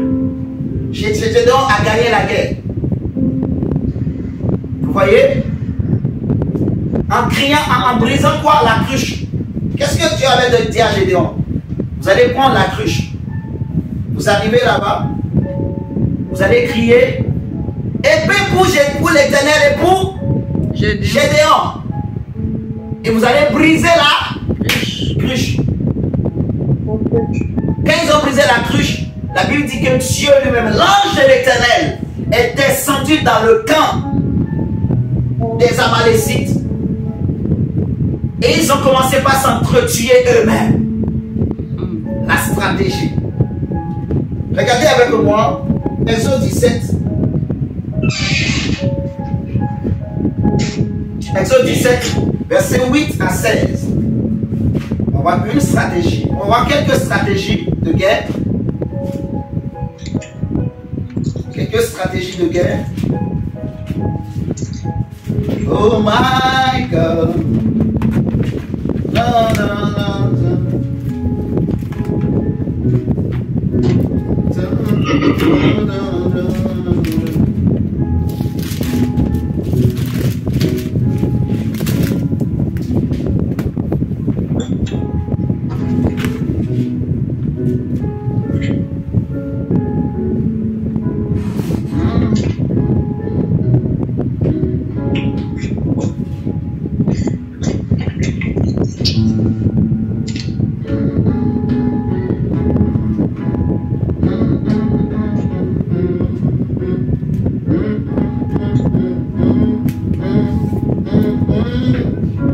Exode 17 d'abord, prenons Exode 17, verset 8 à 16. La Bible nous dit ceci. Les stratégies de guerre. Dis les stratégies de guerre. Les stratégies de guerre. Les stratégies de guerre. Que Dieu nous donne. Notre Dieu est un Dieu de stratégie. C'est un Dieu stratège. C'est un général très stratégique. Et ça marche toujours, ces stratégies. Regardez une stratégie. Exode 17, le verset 8. La Bible nous dit Amalek. Amalek vint combattre plutôt Israël à Réphidim. Alors Moïse dit à Josué. Amalek vint combattre Israël à Réphidim. Alors Moïse dit à Josué, choisis-nous des hommes, sors et combat Amalek. Demain, je me tiendrai au sommet, sur le sommet de la colline, la verge de Dieu dans ma main. Josué fit ce que lui avait dit Moïse pour combattre Amalek. Et Moïse et Aaron et Hur montaient au sommet de la colline. Lorsque Moïse élevait la main, Israël était le plus fort. Alléluia. Lorsque Moïse élevait la main, Israël était le plus fort. Et lorsqu'il baissait sa main, Amalek était le plus fort. Les mains de Moïse étant fatiguées, il prit une pierre qu'il plaçait sous lui et il s'assit dessus. Aaron et Hur soutenaient ses mains, l'un d'un côté, l'autre de l'autre, et ses mains restèrent fermes jusqu'au coucher du soleil. Et Josué vainquit Amalek et son peuple au tranchant de l'épée. Cette stratégie nous enseigne deux choses. C'est une stratégie de guerre. Josué est en train de combattre. Josué est en train de relever un défi. Alléluia. Josué est en train de relever un défi. Mais on dit que la victoire que Josué il recevait, c'était fonction de ce qui se passait sur la montagne. Donc, Josué, lui, était dans la plaine, mais le déroulement de la guerre, la suite de la guerre, était fonction de ce qui se passait sur la montagne. Alléluia. Alléluia. Amen. Alléluia. Amen. Ici, Josué, il ne se battait pas pour lui seul. Moïse lui a dit, va combattre Amalek, prends des hommes avec toi et allez-y combattre Amalek. Donc, il se battait pour le peuple. Vous m'entendez? Josué se battait pour Israël. Et ce qui se passait dans la plaine dépendait de ce qui se passait au sommet de la montagne. Donc, plus Moïse, sa main était étendue vers le ciel, plus Josué avait la victoire. Josué avait le dessus. Vous voyez? Plus la main de Moïse était en haut, plus Josué devenait fort. Donc, de plus, je vais m'exprimer autrement. Au fur et à mesure que la main de Moïse était en haut, Josué, il prenait de la force. Mais quand la main de Moïse commence à baisser, Josué commence à devenir faible. Vous voyez? Et quand Aaron et Hur, ils ont compris, ils ont dit, Donc, c'est ce qui se passe. Alors, qu'est-ce qu'ils ont fait? Ils ont pris une pierre. Ils ont dit, Moïse, toi, assois-toi sur cette pierre. Et nous, on te soutient. On soutient ton bras droit et ton bras gauche. Parce que si une seule main a été levée, Josué va devenir fort, il aura la force, mais il n'aura pas beaucoup de force. Mais quand les deux mains sont levées, donc les deux mains de Josué ont la force. Est-ce que vous m'entendez ce soir? Je répète, ce qui se passait dans la plaine était fonction de ce qui se passait au sommet de la montagne. Moïse avait deux mains, Josué aussi avait deux mains. Et le peuple qui était avec Josué aussi, ils avaient deux mains. Quand Moïse élevait une seule main, une main du peuple devenait fort ou forte. Quand Moïse élevait les deux mains du peuple devenaient forts. Et le peuple devenait fort, le peuple avait la victoire sur Amalek. Vous voyez? Et quand Aaron et Hur, ils ont compris, ils sont venus pour soutenir les deux bras de Moïse. Donc, il y a certaines victoires, il y a certaines guerres qui concernent la famille, qui concernent l'église. Vous voyez? Qu'on ne mène pas seul. On doit mener dans la prière. On ne mène pas, en fait, comment je vais dire, avec des raisonnements, avec la chair. Vous voyez? La montagne, c'est l'image de la prière. On est d'accord? La montagne, c'est l'image de la prière. Mais ce qui était bien, Moïse n'était pas seul sur la montagne. Moïse était avec Aaron et Hur. Vous voyez? Donc, Aaron et Hur, ils ont fait quoi? Ils ont soutenu les bras de Moïse. Donc, la victoire que tu attends de Dieu, il y a certaines victoires que tu auras dans ta vie. C'est fonction aussi de la manière dont tu soutiens aussi. Tu soutiens. Donc, en fait, tu pries pour toi-même dans la prière. Tu soutiens tes projets dans la prière. Jésus, par exemple, pour choisir les 12 disciples, Jésus, il a prié 12 heures de temps avant de choisir les 12 disciples. Donc, il a soutenu son projet-là par la prière pendant 12 heures. Donc, il y a certaines victoires que tu auras, ça dépend de... En fait, tu dois soutenir, pour parler correctement, il y a certaines choses que tu veux faire, tu veux avoir la victoire, tu as un projet, tu veux monter un commerce, tu veux faire une affaire, tu veux, je sais pas, il y a un problème qui te dérange, il y a une maladie, il y a une situation, tu veux changer de travail par exemple, tu veux avoir un meilleur poste, tu veux gagner beaucoup d'argent. Je donne des exemples comme ça, vous voyez. Tu veux gagner une affaire, tu es sur un gros projet, tu veux avoir un nouveau poste. Vous voyez, il faut soutenir ça sur la montagne, dans la prière. Alléluia.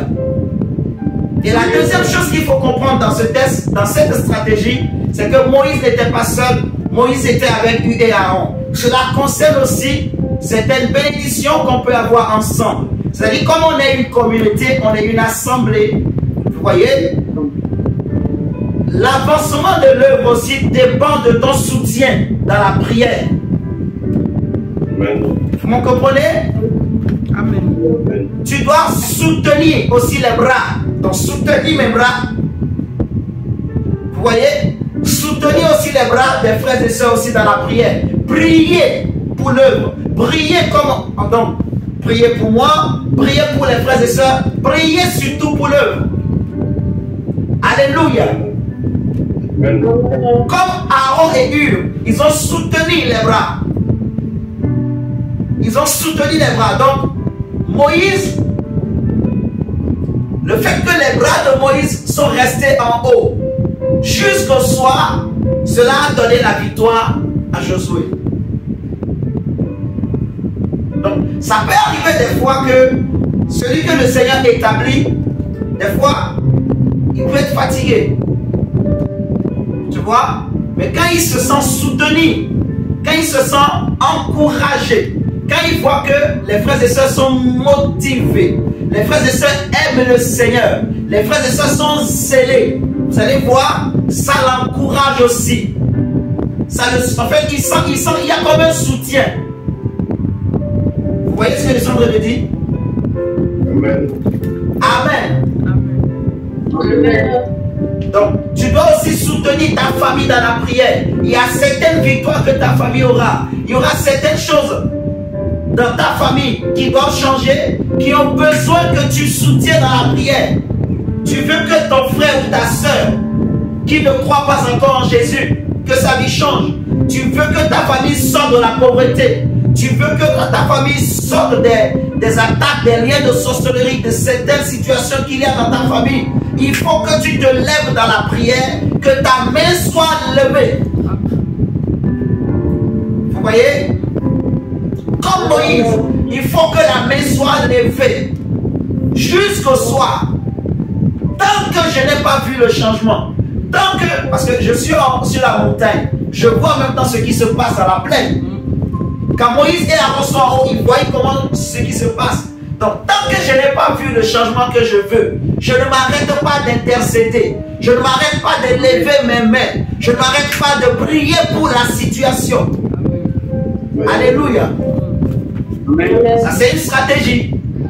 Donc, Dieu attend que tu pries. Donc, si ça ne change pas, ça veut dire que Dieu veut que tu pries longtemps. Donc, il faut continuer à prier. Il faut insister. Il faut augmenter le temps de prière. Il faut augmenter les techniques de prière. Vous voyez? Ça parle de la persévérance dans la prière. Le temps que Moïse a passé sur la montagne, c'est ça qui a permis à Josué de vaincre. Donc, ça, c'est une stratégie, par exemple. Une autre stratégie, si vous regardez avec moi, 2 Samuel.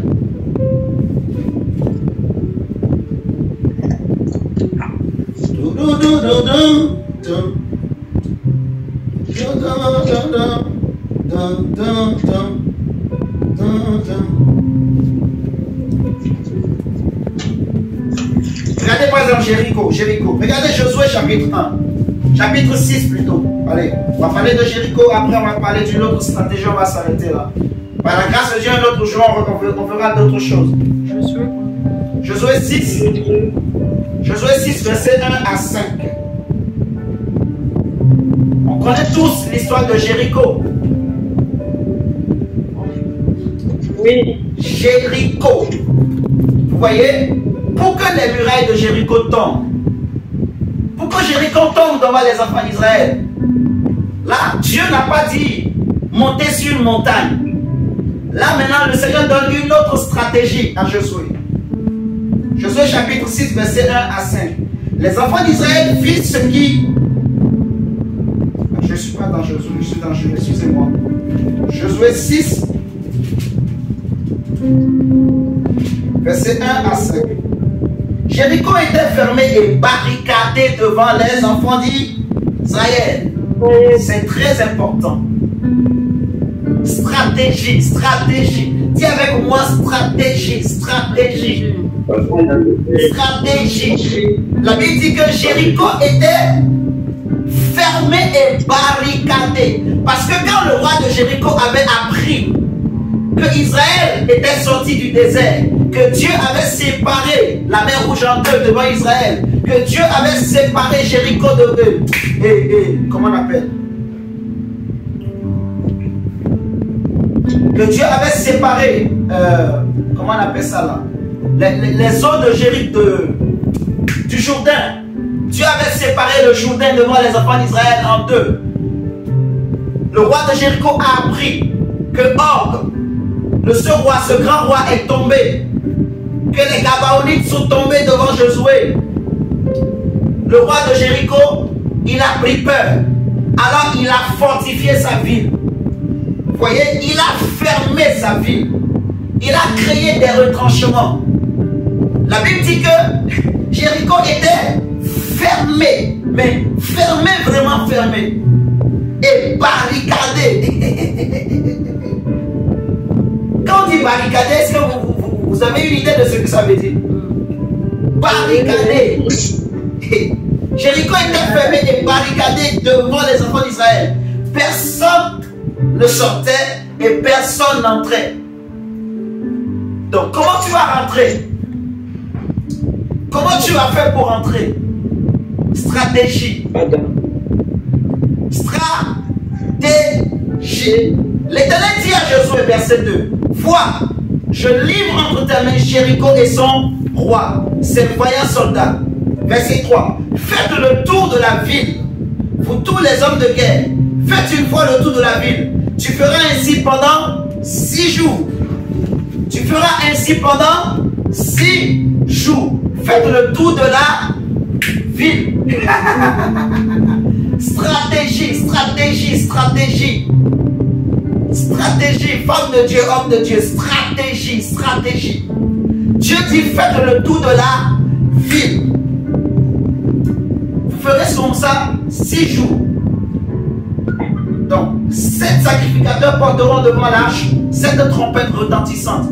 Le 7e jour, vous ferez 7 fois le tour de la ville. Le 7e jour, vous ferez 7 fois le tour de la ville. Et les sacrificateurs sonneront des trompettes. Quand ils sonneront de la corne retentissante, quand vous entendrez le son de la trompette, tout le peuple poussera de grands cris. Alors la muraille de la ville s'écroulera et le peuple montera chacun devant soi. C'est une stratégie que Dieu a donnée aux enfants d'Israël pour faire tomber Jéricho, qui était fermé, qui était barricadé. Personne ne sortait, personne ne rentrait.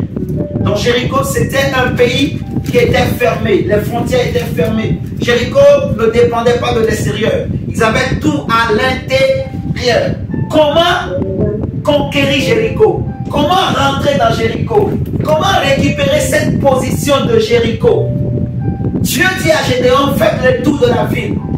Donc, des fois, il y a certaines prières. Tu n'as pas besoin de rester assis. Il faut être debout. Vous me comprenez? Lorsque tu veux attaquer, des fois, il faut être debout. Il y a certaines prières, des combats spirituels qu'on fait. Il faut te lever. Il ne faut pas rester à genoux. Mets-toi debout. Parce que celui qui est debout, il domine en fait. Je ne sais pas si vous comprenez. Spirituellement, celui qui est debout, il domine. Il se met dans une position, en fait, de domination. Il domine ce qui est assis, quoi. Ce qui est courbé, il domine. Il se met en hauteur quand tu te mets debout.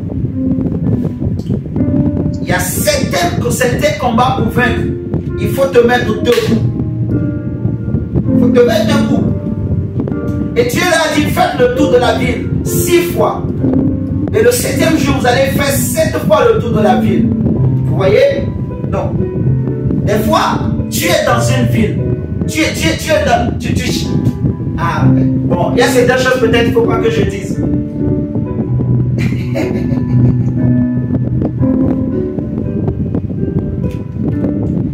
Ce texte, ça nous parle aussi de l'adoration, en fait. Vous voyez? Alléluia. Amen. Ça nous parle aussi de l'adoration. Vous voyez? Donc, il y a certaines victoires. Donc, tu adores ton Dieu avec la parole, avec la prière, la parole. Tu pries, tu te mets debout. Tu pries, tu marches. Des fois, tu es chez toi. Tu marches dans ta maison. Tu fais le tour. Tu marches. Tu viens quelque part. Dieu a dit à Josué, tout lieu que foulera la plante de vos pieds, je vous le donne en héritage. Et que nul ne tiendra devant toi. Tant que tu vivras, nul ne tiendra devant vous. Et cette parole est aussi pour toi et moi. Donc tu te mets debout, tu viens dans la ville, tu commences à déclarer, tu marches dans la ville, tu marches. La nuit tu te lèves pendant que les gens dorment. Toi tu te lèves, tu fais comme si tu te promènes dans la ville, dans le quartier. Mais non, ce n'est pas une simple promenade. Tu es en train de posséder la ville. Tu es en train de posséder la terre de la ville. Tu es en train de prendre possession. Amen. Je ne sais pas s'il faut que je dise certaines choses. Parce que des fois, c'est comme de la folie. Mais c'est des stratégies de prière. La nuit, pendant que tout le monde dort, toi, tu vas faire une promenade dehors. Tu marches. Tu fais le tour du quartier, tu fais le tour du bâtiment, tu fais le tour, tu marches dans ta maison, De l'immeuble. tu fais le tour de l'immeuble. Mais tu chindaya baba, tu loues Dieu autour de l'immeuble. Tu re-rokoya baba, rekete, chakate brocha, lebra sikate bro, ramanama se katalabasha.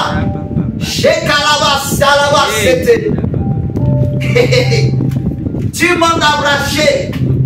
En fait, autour de la ville, tu fais le tour, tu es debout. Donc, comme Jésus, le Seigneur dit, tout lieu que fout la plante de tes pieds, je te le donne. Tu as le feu dans ta bouche, tu as l'épée dans ta main, tu as le marteau dans ta main. Donc, tu as l'épée dans une main, la main droite, le marteau dans la main gauche, ou si tu veux, tu inverses. Tu fais comme tu veux. Si tu veux mettre l'épée ici, tu mets l'épée ici. Si tu veux mettre le marteau ici, tu mets le marteau ici. Mais là, la bouche, le feu. Fire. Alléluia. Donc tu marches. La porte qui était fermée, tu fais les gestes. Tu imagines, il y a une porte devant toi. Tu viens même devant ta porte, tu fais comme ça là. Tu la fermes toi-même. Tu la fermes. Porte au nom de Jésus. Toute porte qui était fermée devant moi, au nom de Jésus, je l'ouvre. Parce que Jésus a dit, j'ouvre devant toi une porte. Tu as ouvert. Spirituellement, tu vas voir. Les portes vont commencer par s'ouvrir. Lève-toi. 4 heures, 3 heures, 5 heures. Fais ce genre de choses. Pendant 6 jours, pendant 7 jours, mais ça peut être même pendant 1 an. Ne t'arrête pas. Tu vas voir, les portes vont commencer par s'ouvrir. C'est des stratégies de prière pour récupérer. Vous voyez? Récupérer. Tu vas voir dans ta famille, alors que rien ne marche pour personne. Toi, ça va commencer par marcher. Amen. Alléluia. Parce que tu récupères. Ils ont fait juste le tour et les murailles sont tombées. C'est-à-dire qu'il y a des barrières qui vont tomber parce que tu te lèves, parce que tu te mets debout, parce que tu te mets debout. Et j'ai dit, celui qui se met debout, il domine, il prend une position de dominateur. Et quand tu marches autour de la ville, tu es en train de posséder, de prendre possession. Dieu dit à Abraham, quand Dieu a fait sortir Abraham de Ur, de Chaldée, quand il arrive à Canaan, Dieu lui dit, parcours du nord au sud, de l'est à l'ouest. Vous n'avez jamais lu ça? Allez-y lire dans Genèse. Abraham a parcouru Canaan. Il a parcouru du nord au sud, de l'est à l'ouest. Il a élevé des autels. Ce n'était pas au hasard. C'était pour posséder Canaan. C'était pour spirituellement les autels qui étaient élevés là. Pour dominer sur eux.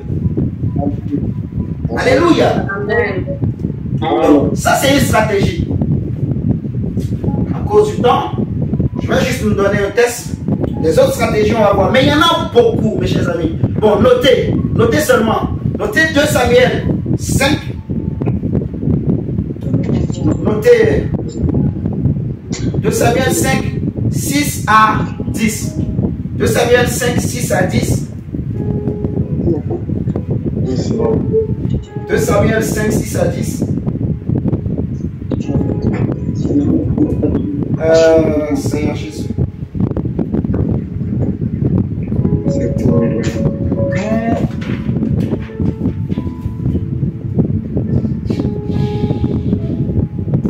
Il y a quelque chose que je veux qu'on lise. On va s'arrêter là. Seigneur Jésus.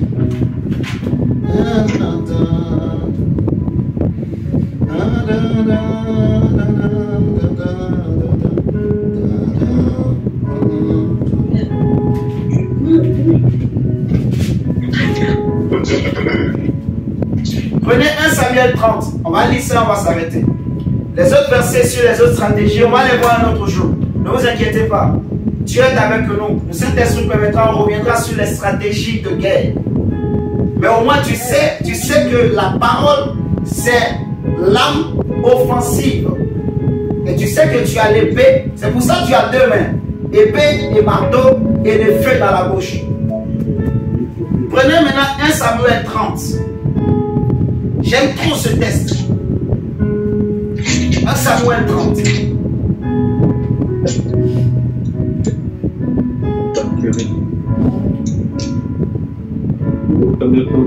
Un Samuel chapitre 30. On va lire le verset 3. David dit, David et ses gens arrivaient à la ville, et voici elle était brûlée. Et leurs femmes, leurs fils et leurs filles étaient emmenés captifs.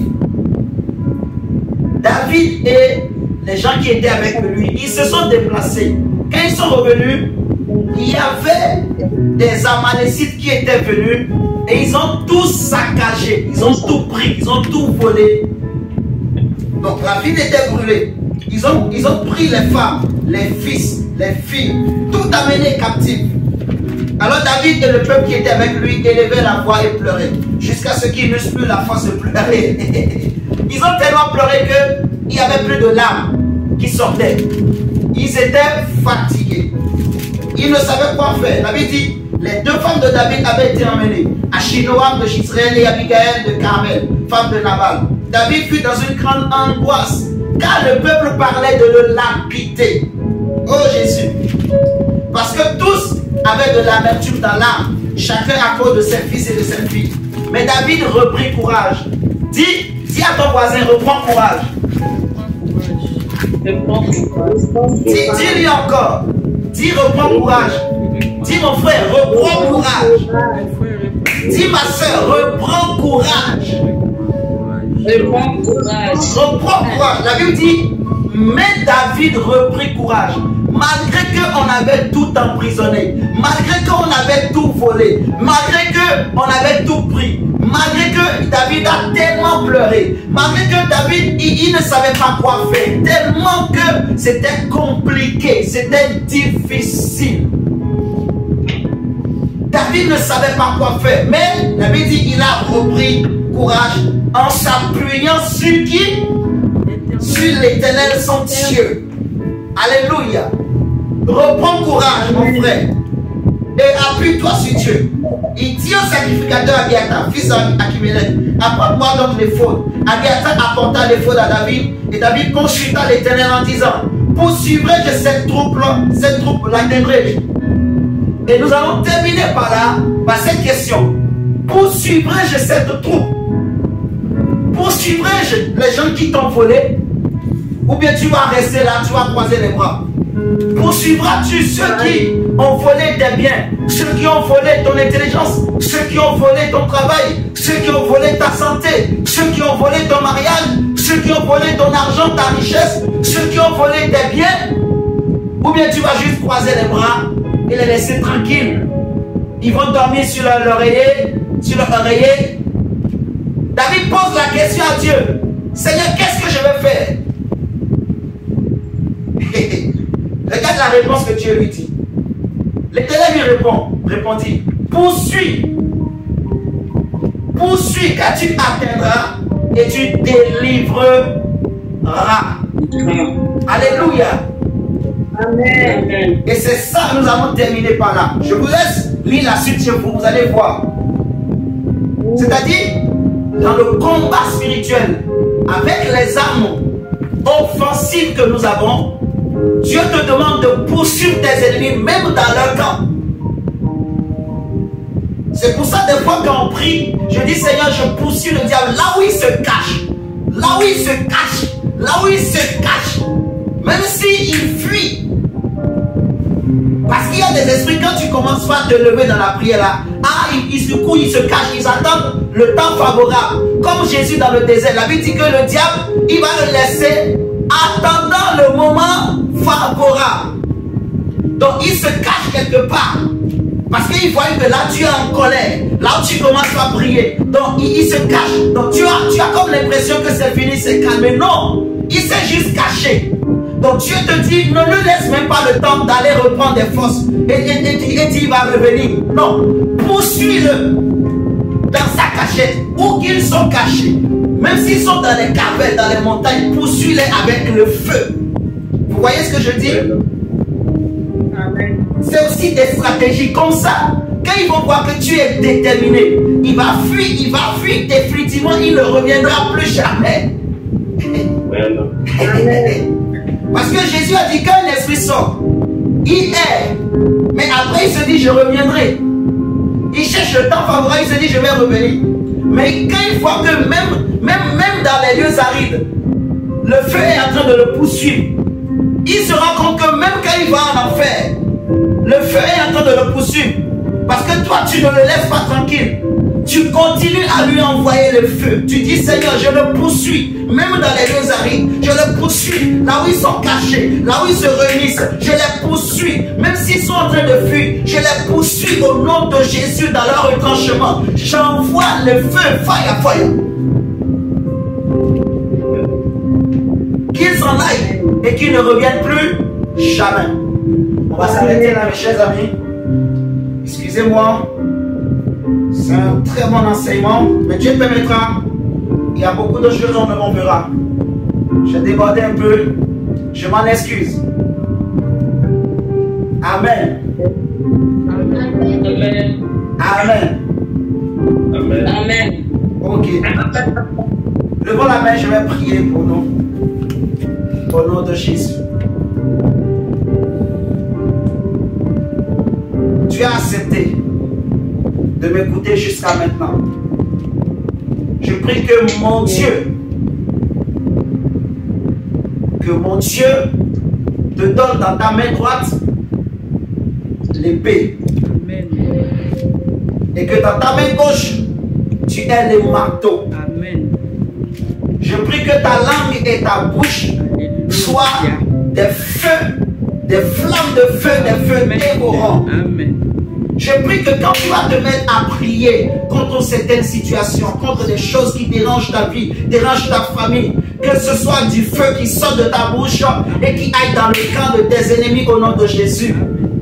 Je prie que ta parole poursuive tes ennemis où qu'ils se cachent et qu'ils n'aient pas la paix au nom de Jésus-Christ de Nazareth. Amen. Mon frère, ma soeur, Dieu m'a établi en tant qu'évangéliste. Il m'a oué pour proclamer la bonne nouvelle, pour proclamer la liberté, la délivrance aux captifs. Et je déclare sur toi au nom de Jésus-Christ que tu reçois la puissance de l'Esprit de Dieu. Tu reçois l'onction pour vaincre dans tes combats, dans tes difficultés. Que tout ce qui était bloqué, fermé devant toi, s'ouvre au nom de Jésus-Christ de Nazareth. Amen. Tu as reçu. Dans ta main droite, tu as l'épée. Dis avec moi, j'ai l'épée. J'ai l'épée. J'ai le marteau dans ma main gauche. Le marteau. Ma bouche est un feu. Ma bouche est un feu. Ma langue est un feu dévorant. Ma langue est un feu dévorant. Et je poursuis mes ennemis. Je poursuis mes ennemis. Et j'abats. Et j'arrache. Je détruis. Tout dans le camp de mes ennemis. Au nom de Jésus. Au nom de Jésus. Et je récupère. Tout ce qui m'a été volé. Tout ce qui m'a été volé. Tout ce qu'on avait volé à mes parents. Tout ce qu'on avait volé à mes ancêtres. Tout ce qu'on avait volé à mes ancêtres. Moi je les récupère. Moi je les récupère. Toutes situations. Toutes situations. Qui dérangeaient mes frères et sœurs. Mes frères et sœurs. Qui ont dérangé mes parents. Qui ont dérangé mes parents. Je me fais à cette situation. Je me fais à cette situation. Je me fais à cette situation. Je me fais à cette situation. Au nom de Jésus-Christ. Je brise. Je brise. Par les marteaux. Par les marteaux. Les portes des reins. Les verrous de fer. Les verrous de fer.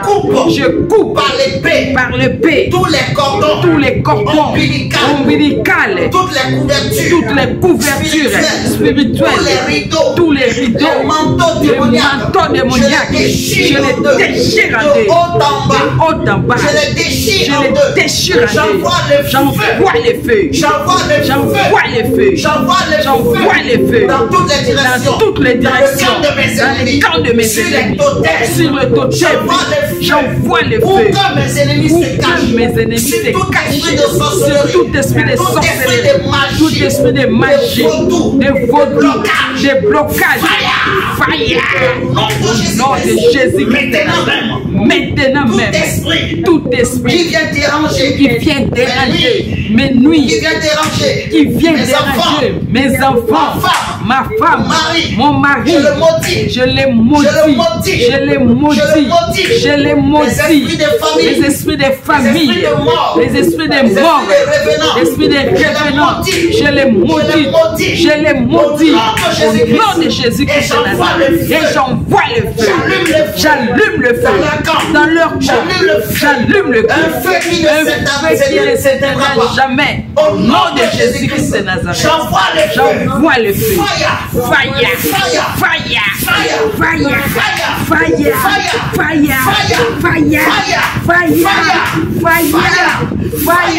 au nom de Jésus-Christ de Nazareth.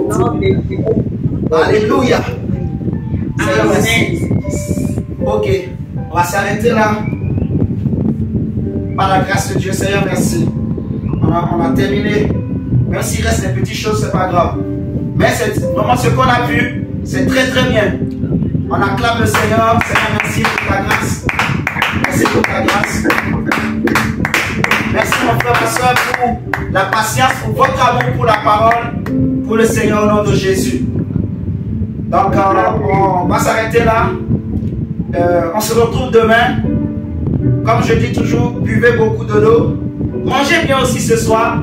Rigolez entre familles. Appelez les frères et sœurs. Rigolez entre vous parce que Jésus nous a libérés. Jésus nous a rendus forts. Jésus nous a donné la victoire. Jésus nous a donné des armes offensives et défensives. Au nom de Jésus-Christ, nous sommes blindés. Nous sommes plus que blindés.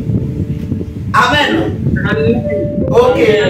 Donc je nous souhaite bonne soirée, bon appétit et bonne nuit à tout le monde. Que le Seigneur, les anges de Dieu nous protègent, nous gardent. On se dit à demain pour nos différents programmes de prière au nom de Jésus. Merci beaucoup pour le temps que vous avez accordé. Merci beaucoup. Merci, bonne soirée. Bonne soirée. Non, même s'il y a des questions, on verra ça demain. On verra demain s'il y a des questions, même le dimanche. S'il y a des questions, comme la sœur Koum a fait, écrivez sur le groupe. Amen. Amen. Voilà, écrivez, on prendra le temps de répondre. À demain. À demain. Bonne nuit. Merci. Bon appétit.